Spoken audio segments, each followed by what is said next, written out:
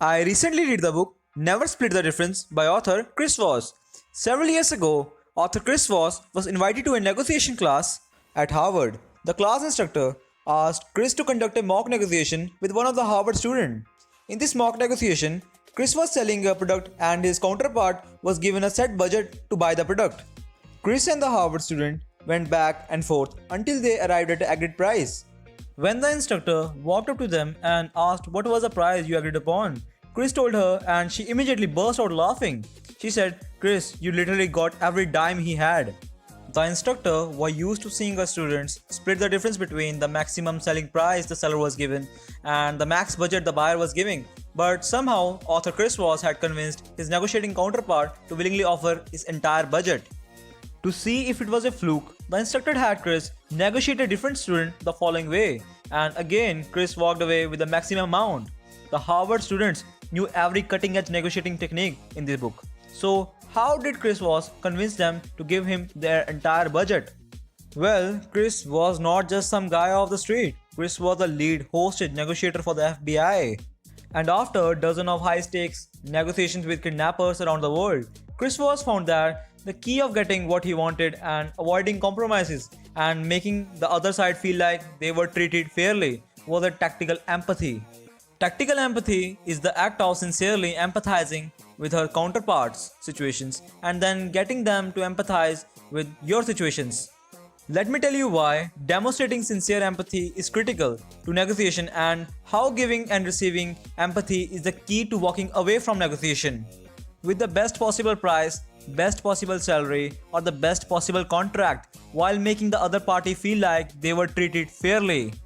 During a psychotherapy session, a psychiatrist will encourage a patient to talk. She listened intensely.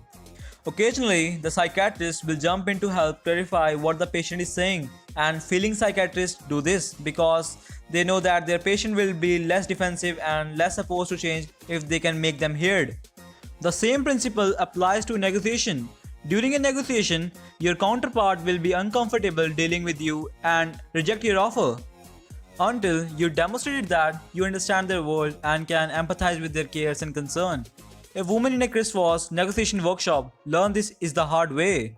The woman who we'll call Susan was a sales representative of a pharmaceutical company. She was attempting to influence a doctor to replace one of the drugs that he was prescribing to his patients. With the drug that she was selling in the first meeting with the doctor, he was cold and skeptical. He told her that nothing would convince him to replace the drug he was already administering his patients. Although this initial sales pitch was going terrible, Susan started to see how deeply he cared for his patients. When he talked about any one of his patients, his body language and tone of voice was noticeably warmer.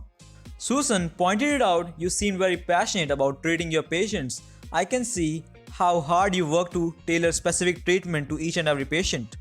The doctor paused and looked at her as if he was seeing her for the first time and said, "That's right, I feel like I'm treating an epidemic that the other doctors are not picking up on, which means that a lot of patients are not getting treated adequately." From that moment on, the doctor let down his guard and was willing to listen to what Susan had to say.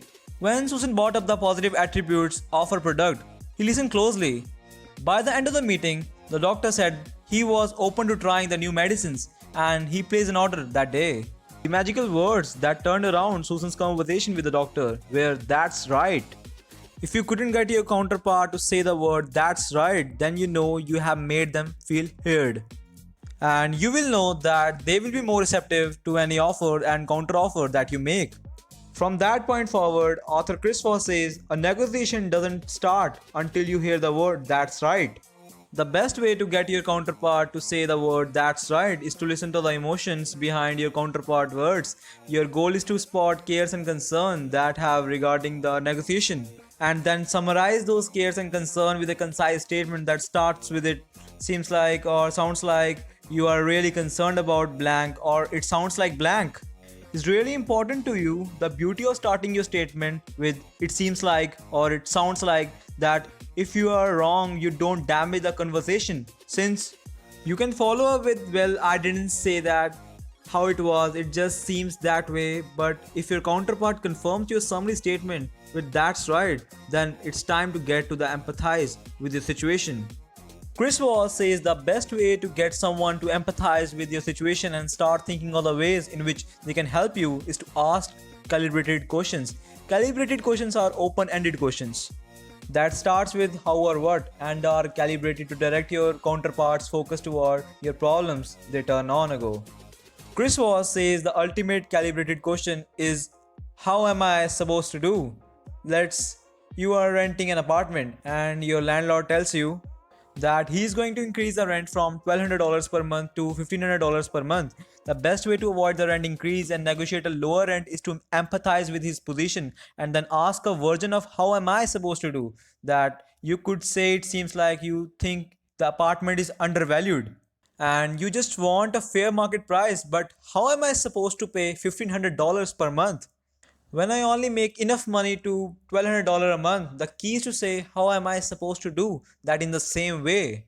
You would say, I value your intelligence. Can you please help me solve my problem?